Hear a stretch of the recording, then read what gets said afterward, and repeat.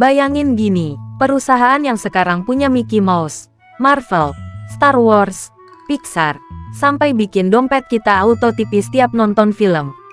Dulu pernah bangkrut, ditolak, dan dicap nggak punya masa depan. Iya, Disney, perusahaan yang bikin kita nangis gara-gara Simba, ketawa gara-gara Olaf, dan debat gara-gara Elsa itu jahat apa enggak sih? Hari ini, kita bakal bahas sejarah Disney, dari mimpi seorang pria berkumis tipis, sampai jadi kerajaan hiburan terbesar di planet bumi. Santai aja, siapin cemilan, tarik napas, karena ceritanya dramatis, absurd, dan penuh plot twist. Awal mula, si bocil mimpi besar. Kisah ini dimulai dari seorang cowok bernama Walt Disney, lahir tahun 1901 di Chicago. Dari kecil, Walt ini suka gambar, suka cerita, dan nggak suka disuruh kerja yang nggak ada hubungannya sama seni. Walt remaja pernah kerja di koran sebagai kartunis. Dan tahu apa yang terjadi?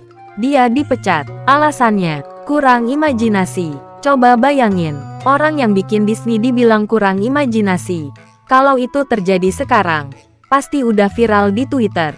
Studio pertama, gagal total.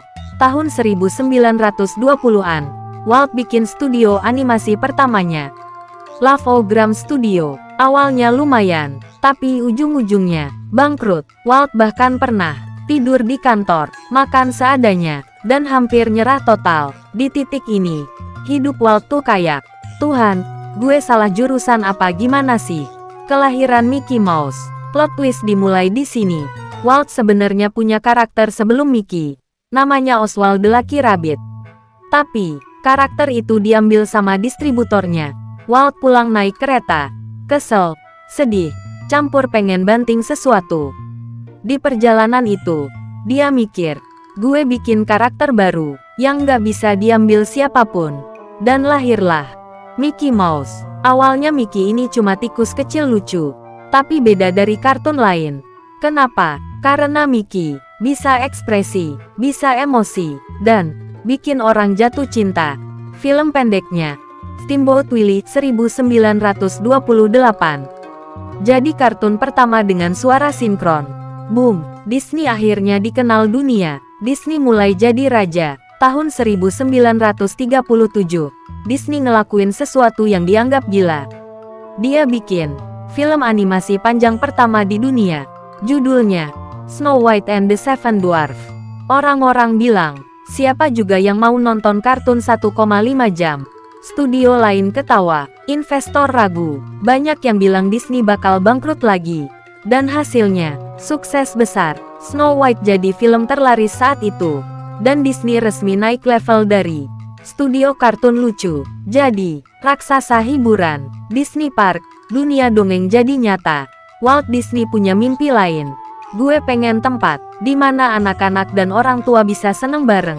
Tahun 1955, lahirlah Disneyland di California. Awalnya, banyak wahana rusak, tiket kepanasan, minumannya bocor, tapi orang-orang tetap datang. Kenapa? Karena Disneyland bukan cuma taman bermain, tapi dunia mimpi versi nyata.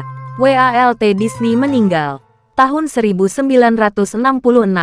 Walt Disney meninggal dunia. Banyak yang mikir, udah, Disney bakal tamat. Tapi ternyata, Disney justru terus hidup, dan berkembang lebih gila lagi.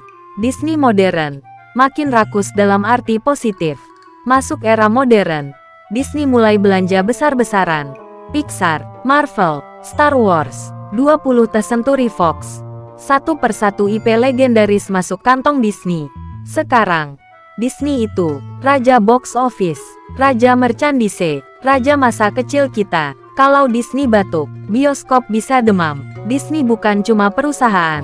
Disney itu bukan cuma soal film atau kartun. Disney adalah bukti bahwa ditolak, gagal, bangkrut bukan akhir cerita. Dari satu orang yang dibilang kurang imajinasi, lahirlah dunia yang bikin miliaran orang bermimpi. Dan seperti kata Walt Disney sendiri, if you can dream it, you can do it. Kalau kamu suka video kayak gini, jangan lupa like, komen, subscribe. Karena di channel ini, sejarah nggak pernah ngebosenin. Sampai ketemu di video berikutnya.